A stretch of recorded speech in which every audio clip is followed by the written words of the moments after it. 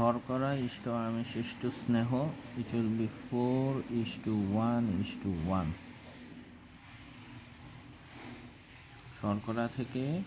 শর্করার আমিষ থেকে 4 কিলো ক্যালোরি পার গ্রাম, আর স্নেহ থেকে মোর দেন ডাবল 9।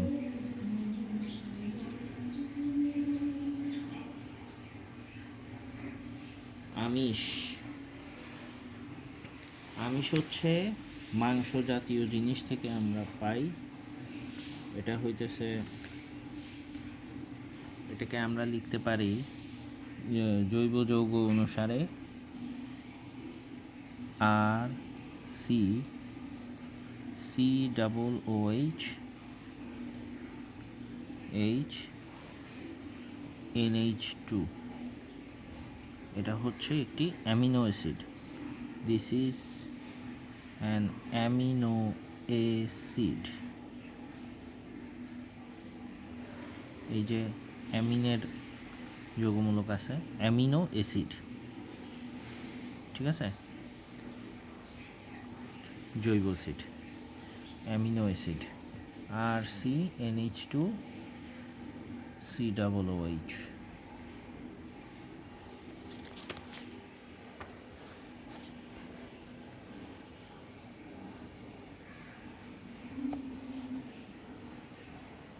আমরা পড়ছিলাম যে 50% হচ্ছে প্রোটিন, এডেক হচ্ছে যেগুলো স্নেহ জাতীয় পদার্থে দ্রবণীয়।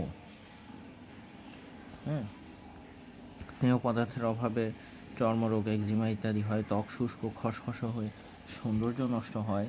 দীর্ঘদিন স্নেহ পদার্থের অভাব হলে শরীরে সঞ্চিত প্রোটিন ক্ষয় হয় এবং দেহের ওজন কমে যায়। আবার শরীরে অতিরিক্ত স্নেহ পদার্থ জমা হলে দেহে রক্ত চলাচলে ব্যাঘাত ঘটে। এই কারণে মেদবহুল দেহে সহজে রোগ আক্রমণ করে, লাইক হার্ট ডিজিজ। খাদ্যপ্রাণ বা ভিটামিন। খাদ্যে পরিমাণ মতো শর্করা, আমিষ এবং স্নেহ পদার্থ থাকার পরেও জীবের স্বাভাবিক বৃদ্ধি এবং পুষ্টির জন্য বিশেষ এক ধরনের খাদ্য উপাদানের প্রয়োজন হয়। ওই খাদ্য উপাদানকে ভিটামিন বলে। খাদ্যে পরিমাণ মতো শর্করা, আমিষ এবং স্নেহ পদার্থ থাকার পরেও জীবের স্বাভাবিক বৃদ্ধি এবং পুষ্টির জন্য বিশেষ এক ধরনের খাদ্য উপাদানের প্রয়োজন হয়। ভিটামিন প্রাণীর স্বাভাবিক বৃদ্ধি এবং শরীর সুস্থ রাখার জন্য অপরিহার্য। ভিটামিন হচ্ছে জৈব প্রকৃতির যৌগিক পদার্থ। আমরা যদি প্রতিদিন শাকসবজি, ফলমূল এগুলাতে বেশি থাকে ভিটামিন। স্নেহে দ্রবণীয় ভিটামিন হচ্ছে ভিটামিন এ, ডি, এডেক, vitamin B complex and vitamin C. B কমপ্লেক্সের মধ্যে অনেকগুলো আছে, 1, 2, তারপর 12 আছে, 6 আছে। আচ্ছা, স্নেহে দ্রবণীয় ভিটামিন প্রাণীজ উৎসের মধ্যে ডিম, ব্লা ব্লা ব্লা অনেক কিছু, এগুলাতে ভিটামিন এ পাওয়া যায়।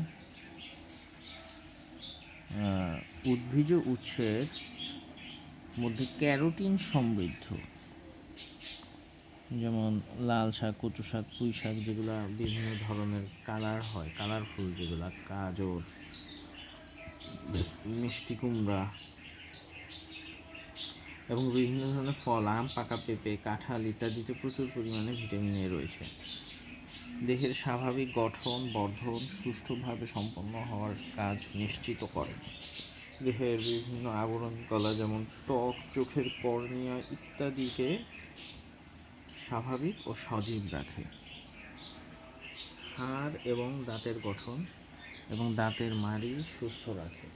দৃষ্টিশক্তি ঠিক রাখে এবং রাতকানা রোগ প্রতিরোধ করে। দেহে রোগ সংক্রমণ প্রতিরোধ করে।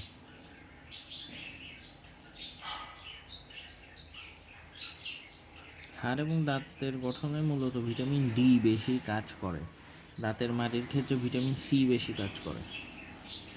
সবগুলোই আসলে সবগুলোর জন্য ভালো। ভিটামিন এর সাথে চোখের বেশি সম্পর্ক, লাইক চোখের কর্নিয়া, ত্বকের সাথে আবার স্নেহজাতীয় পদার্থের বেশি সম্পর্ক। তাহলে এখানে সলিড কাজ হচ্ছে ভিটামিন এ যেটা করে সেটা হচ্ছে চোখের কর্নিয়া, চোখের দৃষ্টিশক্তি ঠিক রাখে, রাতকানা রোগ প্রতিরোধ করে। আর সব জাতীয় ভিটামিনই রোগ প্রতিরোধ করে, এই স্বাভাবিক গঠন বর্ধন এটা করে। রোগ প্রতিরোধ মূলত বেশি করে ভিটামিন ডি, হাড়, দাঁত ডি, রোগ প্রতিরোধ ডি, দাঁতের মাড়ি সি।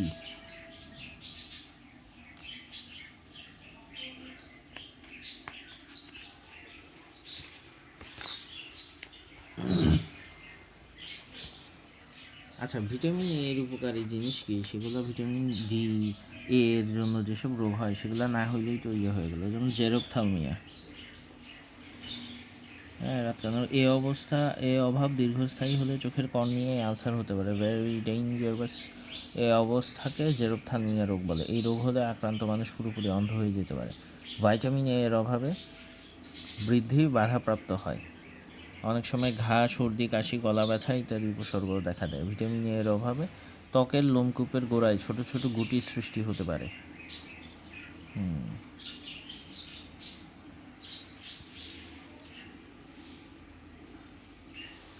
ভিটামিন ডি একমাত্র প্রাণীজ উৎস থেকেই ভিটামিন ডি পাওয়া যায়। আচ্ছা, প্রাণীজ উৎস। এই ভিটামিন সূর্যালোকের অতিবেগুনি রশ্মির সাহায্যে মানুষের ত্বকে সংশ্লিষ্ট হয়, বিশেষ করে দুপুর 12টা থেকে 2টা পর্যন্ত। মানে ত্বকের নিচে বিশেষ করে চর্বি, কোলেস্টেরল এগুলো মোটামুটি থাকলে ভিটামিন ডি ভালো প্রস্তুত হয়। এখন কোলেস্টেরল কিন্তু 150-এর নিচে থাকা ভালো, কিন্তু একেবারে যদি না থাকে তাহলে সমস্যা। একেবারে থাকে না এটা আসলে হয় না, লিভার অলওয়েজ মানে প্রস্তুত করতে থাকেই, আর মানুষের পারলে আরও ফ্যাটি লিভারের সমস্যা হয়। এই ভিটামিন সূর্যালোকের অতিবেগুনি রশ্মির সাহায্যে মানুষের ত্বকে সংশ্লিষ্ট হয়। ডিমের কুসুম, দুধ এবং মাখন ভিটামিন ডি এর প্রধান উৎস। বাঁধাকপি, যকৃৎ, তেল সমৃদ্ধ মাছে ভিটামিন ডি পাওয়া যায়। ভিটামিন ডি শরীরে ক্যালসিয়াম শোষণ করতে সাহায্য করে, যা হাড় তৈরির কাজে লাগে। ভিটামিন ডি এর অভাবে শিশুদের রিকেট রোগ হতে পারে। রিকেটস খুব ডেঞ্জারাস, মানে হাড় অনেকটা প্লাস্টিকের মতো, রাবারের মতো হয়ে যায়। দৈনিক চাহিদা থেকে বেশি পরিমাণে ভিটামিন ডি গ্রহণ করলে শরীরের ক্ষতি হয়। এর ফলে অধিক ক্যালসিয়াম ও ফসফরাস শোষিত হয়। ক্যালসিয়াম এবং ফসফরাস শোষিত হয় রক্তে, এদের পরিমাণ বৃদ্ধি পায়, যে কারণে বৃক্ক, হৃৎপিণ্ড, ধমনী ইত্যাদিতে প্রচুর পরিমাণে ক্যালসিয়াম জমা হতে থাকে।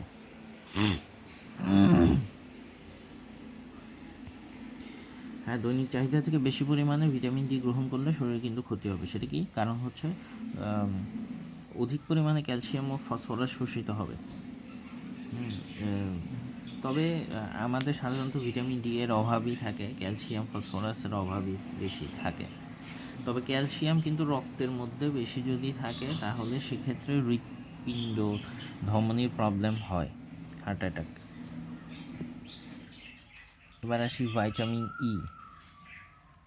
সব রকম উদ্ভিজ্জ ভোজ্য তেল, বিশেষ করে পাম অয়েল ভিটামিন ই এর ভালো উৎস। প্রায় সব খাবারেই কম বেশি ভিটামিন ই আছে। পাম তেল ভিটামিন ই এর ভালো উৎস। প্রায় সব খাবারেই কম বেশি ভিটামিন ই আছে। আচ্ছা, শস্য দানার তেল, তুলা বীজের তেল, সূর্যমুখী বীজের তেল, লেটুস পাতা। আচ্ছা, বোঝা গেল যে তেল জাতীয় জিনিসে বেশি থাকে। ভিটামিন ই এর মেইন জিনিসটা হইতেছে চুল, ত্বক।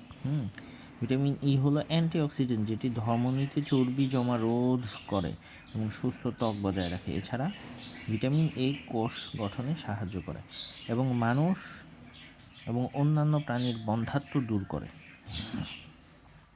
ভিটামিন এর অভাবে জরায়ুর মধ্যে ভ্রূণের মৃত্যুও হতে পারে। দৈনিক সুষম খাদ্য গ্রহণ করলে এই ভিটামিনের বিশেষ অভাব হয় না। আচ্ছা, অন্যান্য ভিটামিনের যেমন অভাব হয়, এই ভিটামিনের খুব একটা বেশি অভাব হয় না। ওকে, এবার আসি আমাদের এডেক শেষ, ADEK। Now we will come for vitamin B complex. পানিতে দ্রবণীয় 12টি ভিটামিন বি রয়েছে। ভিটামিনের এই গুচ্ছকে ভিটামিন বি কমপ্লেক্স বলা হয়। দেহের স্বাভাবিক সুস্থতার জন্য খাবারে ভিটামিন বি কমপ্লেক্স খুবই গুরুত্বপূর্ণ। দেহের বৃদ্ধি, স্নায়ু ও মস্তিষ্কের কাজ, দেহকোষের বিপাকীয় কাজ, প্রজনন ইত্যাদি সম্পন্ন করার জন্য খাদ্যে ভিটামিন বি কমপ্লেক্সের উপস্থিতি অতি আবশ্যক। ভিটামিন বি মূলত মাংস জাতীয় জিনিসে পাওয়া যায়। সো ফার্স্ট অফ অল এটার নাম হচ্ছে থায়ামিন। তারপর রিবোফ্লাভিন। রিবোফ্লাভিনের অভাবে হচ্ছে ওই যে জিহ্বার মধ্যে কিছু ঠোঁটের আশেপাশে এই ঘা টাইপ জিনিস হয়। তো এখানে সব জায়গায় দেখা যাবে যে যকৃত, মাছ মাংস আছেই, দুধ, ডিম, মাছ মাংস, মাংস। আচ্ছা, দেহের থায়ামিনের চরম অভাবে বেরি রোগের লক্ষণ প্রকাশ পায়। এর অভাবে স্নায়ুর দুর্বলতা, মানসিক অবসাদ, ক্লান্তি হওয়া, খাওয়ায় অরুচি, ওজনহীনতা ইত্যাদি সমস্যা দেখা দেয়।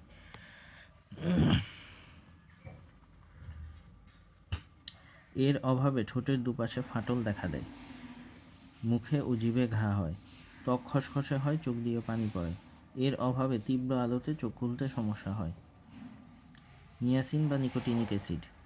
এর অভাবে পেলেগ্রা রোগ হয়। পেলেগ্রা রোগে ত্বকে রঞ্জক পদার্থ জমতে শুরু হয় এবং সূর্যের আলোয় দ্রুত বৃদ্ধি পায়,